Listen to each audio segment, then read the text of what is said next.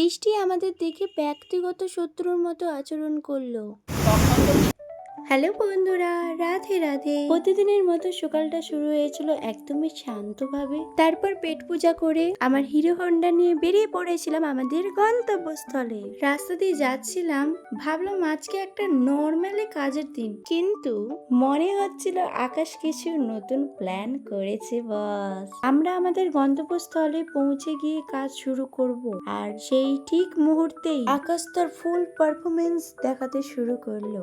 এমন বৃষ্টি শুরু হলো যেন মনে হচ্ছে আজকে কাজ না, বরং বৃষ্টির ফ্রেজও চলছে। আমরা কাজ ধরেছি আর বাইরে বৃষ্টি এমন চলছে যেন বলছে আজ তোদেরকে কাজ করতেই দেব না। এদিকে আমরা কাজ ছেড়ে আড্ডা মারতে বসে পড়েছি, আর অন্যদিকে বৃষ্টি এমন শব্দ করছে যেন ওরাও আমাদের সাথে আড্ডা দিতে চাইছে। এই বৃষ্টির ওয়েদারে আমরা খাওয়া দাওয়া করবো না, আড্ডা মারবো না বলে তো ইম্পসিবল। তো আমাদের পেট পূজা শুরু হয়ে গেল। তো আমি ভাবছিলাম আমি কাজ করতে এসেছি না বৃষ্টির লাইভ কনসার্ট দেখতে চলে এসেছি, সেটাই বুঝতে পারছিলাম না। তো এখানেই ভিডিওটা শেষ করলাম, দেখা হবে পরের মিনি ব্লগে। ততক্ষণে আমার চ্যানেলটাকে সাবস্ক্রাইব করো। বাই।